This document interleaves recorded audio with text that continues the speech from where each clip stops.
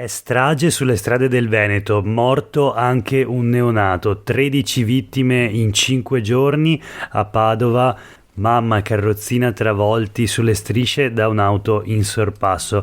È la prima notizia del giorno sulla prima pagina del Corriere del Veneto di oggi, ma anche su tutte le pagine dei quotidiani locali di oggi si parla di questo, della sicurezza, del nodo sicurezza nelle strade del Veneto in questo caso. Dal 24 marzo a ieri una serie buia e tragica di lutti, 13 morti appunto in 5 giorni. Questo è Sveglia Veneto, il primo podcast dedicato all'informazione vista da nord-est. Io sono Jack Calcetto, oggi è martedì 29 marzo 2022. La prima notizia del giorno riguarda il nodo sicurezza delle strade. L'ultimo morto in un incidente stradale a Padova aveva 3 mesi, era il piccolo Anas ed era nella carrozzina spinta da sua madre che è stata travolta sulle strisce pedonali in via del Plebiscito. I dati, gli incidenti e i decessi tornano a salire ai livelli pre-pandemia. Il sindacato SIULP della polizia parla di organici della Polstrada all'osso e anche, sempre la polizia stradale, parla della patente a punti che avrebbe esaurito in qualche modo il suo effetto.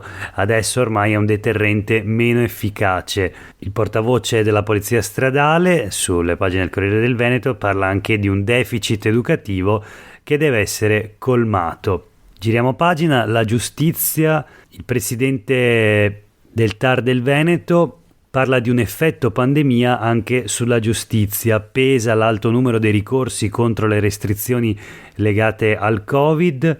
Il numero complessivo infatti dei ricorsi introitati nel 2021 dal TAR del Veneto è pari a 1704 ed è aumentato rispetto a quello dei ricorsi depositati nell'anno precedente, erano 1351. Si tratta appunto anche dell'effetto dei ricorsi legati alla pandemia. Ma non solo, come leggiamo sui quotidiani del gruppo Gedi, Novax sospesi e multe quote latte è record di ricorsi al TAR Veneto. Quindi pesano, oltre ai ricorsi appunto contro l'obbligo vaccinale, anche le cartelle esattoriali agli allevatori che hanno appunto alimentato il contenzioso. La notizia anche sul Gazzettino, dove si parla di impennata dei ricorsi al TAR, appunto effetto Covid, sono le iniziative Novax, ma anche pesa la bagarre sulle quote latte. Dati appunto riportati dalla presidente del TAR Maddalena Filippi durante l'inaugurazione dell'anno giudiziario che si è tenuta ieri a Ca' Vendramin Calergi, una relazione naturalmente ricca di numeri e che appunto è riportata sulle pagine dei principali quotidiani locali del Veneto. Voltiamo pagina.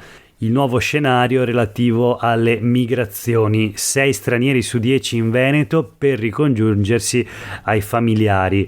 Un articolo interessante sui quotidiani del gruppo Gedi di oggi che racconta appunto come è cambiata negli anni la composizione appunto relativa alle persone immigrate in Veneto.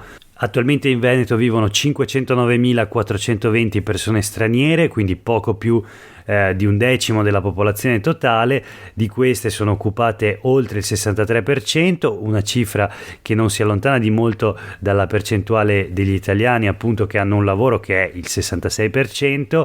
I settori di impiego, agricoltura, costruzioni, alberghi e ristoranti, ma appunto la Fondazione Leone Moressa spiega che la presenza straniera in Veneto è cambiata profondamente negli ultimi 20 anni. Questi sono i dati interessanti. In particolare dopo il 2011 c'è stato un crollo dei permessi di soggiorno per lavoro.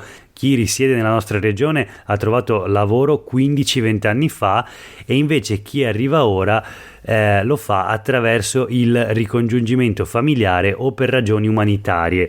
Quindi cambia la composizione della platea, naturalmente ci sono molte più donne, molte più famiglie, dice sempre il presidente della Fondazione Leone Moressa, Enrico Di Pasquale.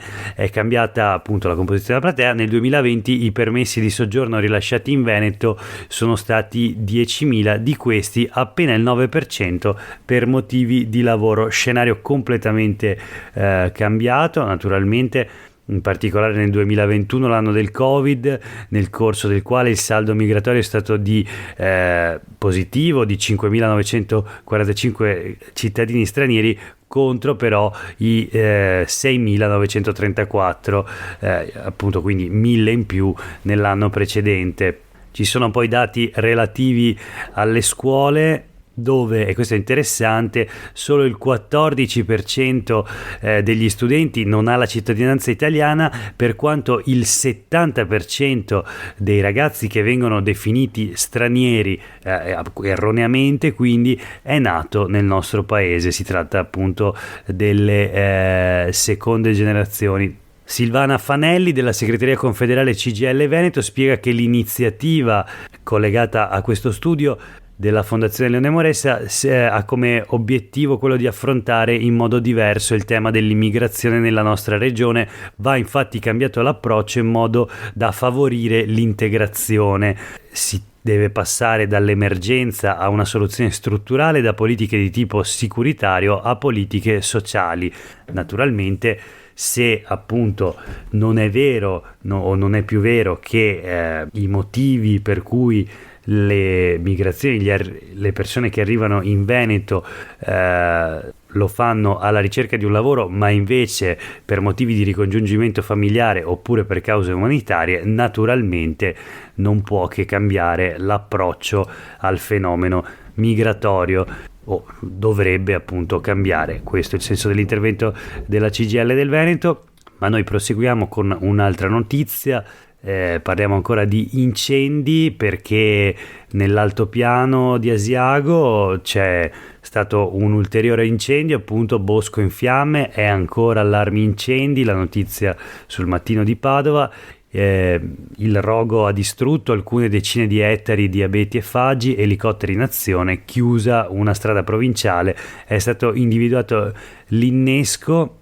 L'allarme è scattato ieri mattina verso le 9:30, quando gli abitanti di Foggia hanno visto sbuffi di fumo salire dal bosco noto come Garnar. Insomma, l'ennesimo incendio che colpisce il Veneto in questi giorni, devastato dalla siccità e appunto dal rischio incendi. Ultima notizia di oggi, una flash, l'appello sulle pagine dei quotidiani del gruppo Gedi per le vaccinazioni ai bambini per la meningite. Dopo il caso del 22enne morto a Castelfranco, un'intervista con il parere del neurologo Corbetta, Maurizio Corbetta, direttore della clinica neurologica dell'azienda ospedaliera dell'Università di Padova. La meningite è rara in Veneto, ma va curata subito, e quindi l'appello alla vaccinazione. Per oggi è veramente tutto, grazie per aver ascoltato Sveglia Veneto. Io sono Jack Calcetto, a tutte e tutti voi una buona giornata.